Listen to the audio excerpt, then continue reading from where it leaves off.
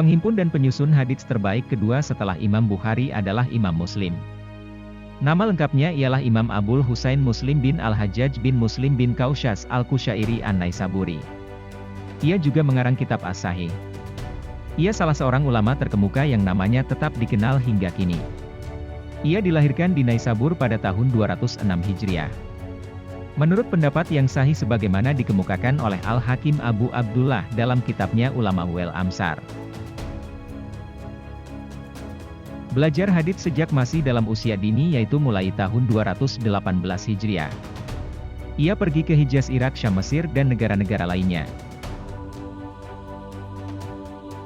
Dalam lawatannya Imam Muslim banyak mengunjungi ulama-ulama kenamaan untuk berguru hadits kepada mereka. Di Khurasan ia berguru kepada Yahya bin Yahya dan Ishaq bin Rahawai, di Re ia berguru kepada Muhammad bin Mahran dan Abu Ansan. Di Irak ia belajar hadits kepada Ahmad bin Hambal dan Abdullah bin Maslamah, di Hijaz belajar kepada Sa'idi bin Mansur dan Abu Mas Abusar, di Mesir berguru kepada Amr bin Sawad dan Harmalah bin Yahya dan kepada ulama ahli hadits yang lain. Muslim berkali-kali mengunjungi Baghdad untuk belajar kepada ulama-ulama ahli hadits dan kunjungannya yang terakhir pada 259 Hijriah. Di waktu Imam Bukhari datang ke Naisabur, Muslim sering datang kepadanya untuk berguru sebab ia mengetahui jasa dan ilmunya. Dan ketika terjadi fitnah atau kesenjangan antara Bukhari dan Az-Zihli, ia bergabung kepada Bukhari sehingga hal ini menjadi sebab terputusnya hubungan dengan Az-Zihli. Muslim dalam sahihnya maupun dalam kitab lainnya tidak memasukkan hadits-hadits yang diterima dari Az-Zihli padahal ia adalah gurunya. Hal serupa ia lakukan terhadap Bukhari. Ia tidak meriwayatkan hadits dalam sahihnya yang diterimanya dari Bukhari padahal ia pun sebagai gurunya. Nampaknya pada hemat Muslim, yang lebih baik adalah tidak memasukkan ke dalam sahihnya hadits-hadits yang diterima dari kedua gurunya itu dengan tetap mengakui mereka sebagai guru. Imam Muslim wafat pada Minggu sore dan dikebumikan di Kampung Nasr Abad, salah satu daerah di luar Naisabur, pada hari Senin 25 Rajab 261 Hijriah. Dalam usia 55 tahun. Selain yang telah disebutkan di atas, Muslim masih mempunyai banyak ulama yang menjadi gurunya. Di antaranya Utsman dan Abu Bakar, keduanya putra Abu Syaibah, Syaiban bin Farwah, Abu Kamil Al-Juri, Zuhair bin Harb, Amr An-Nakid, Muhammad bin Al-Musanna, Muhammad bin Yasar, Harun bin Sa'idi Al-Aili, Kutaibah bin Sa'idi dan lain sebagainya.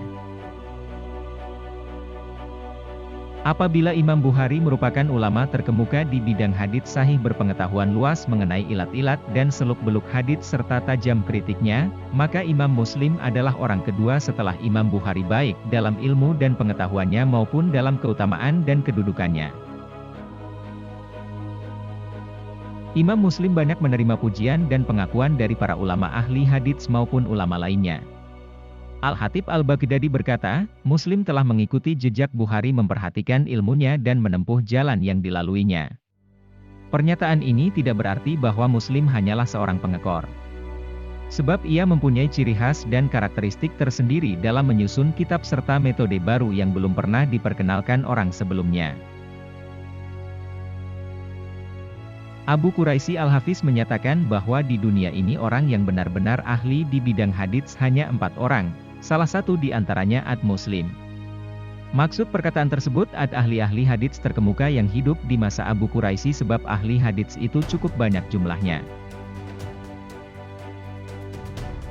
Imam Muslim meninggalkan karya tulis yang tidak sedikit jumlahnya, di antaranya Al-Jami, As-Sahih, Al-Musnadul Kabir, Kitabul Asma, Wal Kuna, Kitab Al-Ilal, Kitabul Akran, Kitabu Su'alatihi Ahmad bin Hambal, Kitabul Intifa, Bai'uhu Bisiba, Kitabul Muhadramin, Kitabu Man Laisa Lahu Illa Rawin Wahid, Kitab Auladis Sahabah, Kitab Auhamil Muhadditsin, dan Kitab Sahih Muslim. Di antara kitab-kitab di atas, yang paling fenomenal dan sangat bermanfaat luas serta masih tetap beredar hingga kini ialah Al-Jami, As-Sahih atau terkenal dengan Sahih Muslim. Kitab ini merupakan salah satu dari 2 kitab yang paling sahih dan murni sesudah Kitabullah. Kedua kitab sahih ini diterima baik oleh segenap umat Islam. Imam Muslim telah mengerahkan seluruh kemampuannya untuk meneliti dan mempelajari keadaan para perawi menyaring hadits-hadits yang diriwayatkan membandingkan riwayat-riwayat itu satu sama lain. Muslim sangat teliti dan hati-hati dalam menggunakan lafaz-lafaz dan selalu memberikan isyarat akan adanya perbedaan antara lafaz-lafaz itu. Dengan usaha yang sedemikian rupa maka lahirlah kitab sahihnya. Bukti konkret mengenai fenomenal kitab itu ialah suatu kenyataan di mana Muslim menyaring isi kitabnya dari ribuan riwayat yang pernah didengarnya.